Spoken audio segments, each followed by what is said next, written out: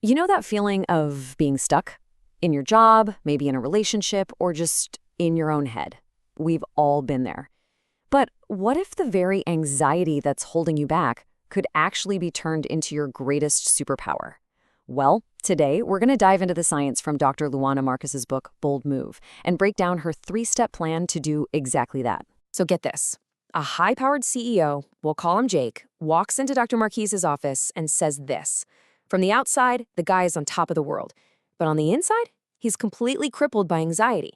And his request right there, it shows this huge misunderstanding so many of us have, that anxiety itself is the bad guy we have to kill.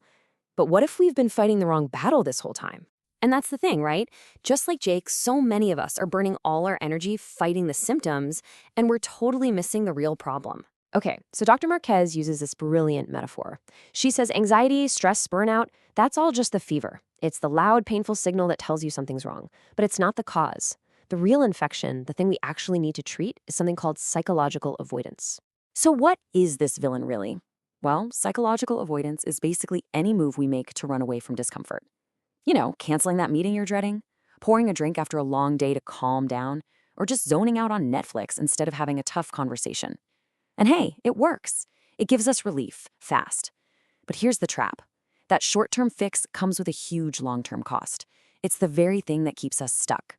Now, to understand why we do this, why we keep falling into this trap, we need to pop the hood and take a look at our own brains. Turns out, we are literally wired to avoid things, all thanks to a built-in alarm system that's trying to protect us, but is, well, kind of broken. So, think of your brain like this. You've got two main players. There's your emotional brain, the amygdala, which is like a super jumpy, hypervigilant watchdog. And then you have your thinking brain, the prefrontal cortex, which is supposed to be the calm, rational CEO. The problem is, when stress hits, these two go to war. And here's where it all goes wrong. Your watchdog amygdala is amazing at spotting danger. The issue, it cannot tell the difference between a real life or death threat, like a car speeding right at you, and a modern stressor, like a passive-aggressive email from your boss at 10 p.m. To the watchdog, it's all the same, and it triggers the exact same red alert fight-or-flight response for both. This whole process is often called an amygdala hijack. Your watchdog just starts barking like crazy, floods your body with stress hormones, and basically kicks your rational CEO brain offline. So in these moments of totally non-lethal stress, our ancient survival instincts are the ones driving the car. The question is, how does this actually show up in our daily lives? So what does this look like in the real world? Well, our modern habits of avoidance are really just updated versions of that primal fight, flight, or freeze response. Dr. Marquez breaks it all down into three simple categories she calls the 3 Rs. First step is retreat. This is our modern flight response. Think procrastinating on that big project or just ignoring that email that gives you anxiety. Then there's react, our fight response. That's when we lash out or fire off an angry text, just to get that feeling of pressure out. And finally, there's remain, our freeze response. That's when we feel totally paralyzed, unable to make a decision. Sound familiar at all? Okay, we've met the villain. We understand the brain science, and we see how it plays out. So now, let's talk about the hero of this story. And the hero is a set of skills, your own personal superpower, that acts as a direct antidote to these avoidance traps. The framework is so simple and powerful. Shift, approach, and align. Each one of these skills is specifically designed to counteract one of those 3 faces of avoidance we just talked about. First is shift. This is your tool to fight against retreating.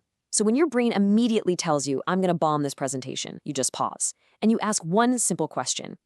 Is there another way to see this? That's it.